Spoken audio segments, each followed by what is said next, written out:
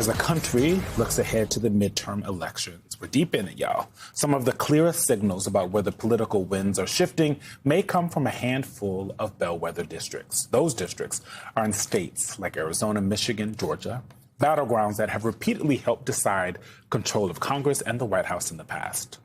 The voters in these communities could offer an early read on how Americans are feeling about the economy, the conflict with Iran, government corruption, and the broader state of our democracy heading into one of the most consequential election cycles in recent history. Joining us to get into some of that, 3 state legislatures from some of those key districts: Arizona State Senator Annalise Ortiz, Michigan State Senator Shedrick Green, and Georgia State Senator Nikki Merritt. Thank you all for joining us this morning. I think it's probably earlier for some of you than others, so we appreciate it. Senator Green, I want to start with you.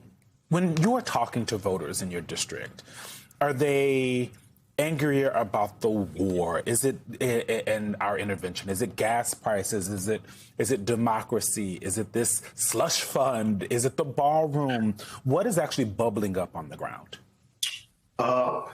It's overall affordability, and a lot of those things tie into each other. You know, when we talk about the war in Iran, when you tie up 20% of our fuel that's coming into our country, right, that causes everything to rise, from how our groceries get to the grocery store to the groceries themselves going out. So the biggest thing has always been affordability, from utility costs to healthcare to we have some high motor vehicle insurance here in the state. So a lot of these things are tying our constituents down to stretch those dollars more and more every day. And Senator Ortiz, I want to ask you a sort of a different variation of the question Eugene asked, which is, are you hearing the frustrations that we're hearing from lawmakers in Washington, D.C. on both sides of the aisle about the ballroom, about the anti-weaponization fund from voters on the ground right now? Absolutely. This week alone, as I've been out knocking on doors and talking to voters, I've met at least 2 Republican voters who said they are going to switch their registration to independent because they are so frustrated by what's going on. It is absolutely wrong that when we have single parents skipping meals so that their kids can eat, at the same time, we have Trump and the Republicans in our state legislature fully supporting him and this slush fund that is only further enriching billionaires and January 6 criminals. It's unacceptable. Senator Merritt, you're there in Georgia. Your district is, they say, northeast Atlanta metro. Georgia is the focus now of the conversation when it comes to redistricting. And you're the chair of the Georgia Legislative Black Caucus. You've been very vocal about this effort undertaken because President Trump initially told Texas to redistrict. Now we have a Supreme Court decision that has unleashed more redistricting, particularly in the South. Do you think that what is happening in Georgia, in addition to affordability, in addition to maybe upset about the ballroom, the so-called weaponization fund, even the war, will fuel voter turnout in elections in Georgia this year? Senator, we can't hear you. You might be on mute. Sorry about that. There you go.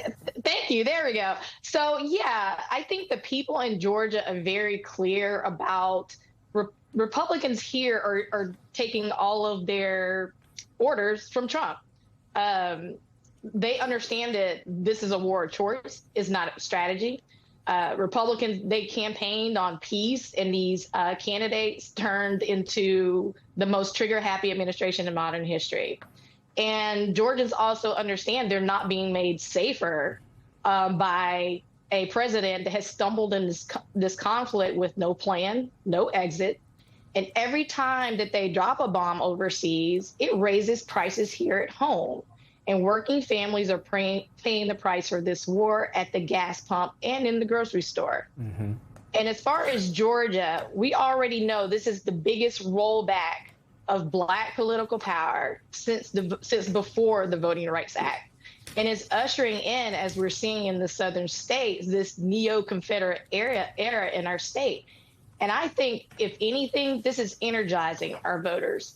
it is people are feeling very angry and despondent and unhappy with the policies that they're seeing coming out of DC. And I think this is going to power our voters in the next election.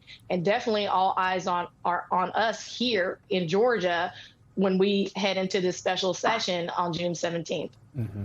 Senator Green, I'm looking at AAA right now, and in Michigan, the average, according to them, is $4.64 in your state today. The average in the United States, $4.51. When your constituents see those prices, are they tying that directly to the actions of President Trump and the administration and saying they're going to take that out on Republicans, or is that something that we're just saying here in D.C.? No, yeah, absolutely.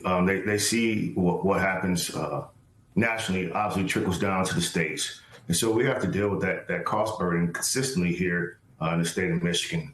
Once again, this war, as a Iraq war veteran, I understand the sacrifice. Our service members are performing their duties diligently over there under these rules, but those trickle down to those service members' families. Their spouses, those loved ones on the bases that they come from. You know, how do we get to and from work without having fuel? How do we make sure that we get to the grocery store to pay some of these high prices and things? So they definitely correlated to what we are doing nationally. We just lost a bunch of Medicaid and SNAP benefits, right? But yet we have $1 billion to build a ballroom. It just doesn't make sense to the average everyday person that's stretching that dollar so far every day.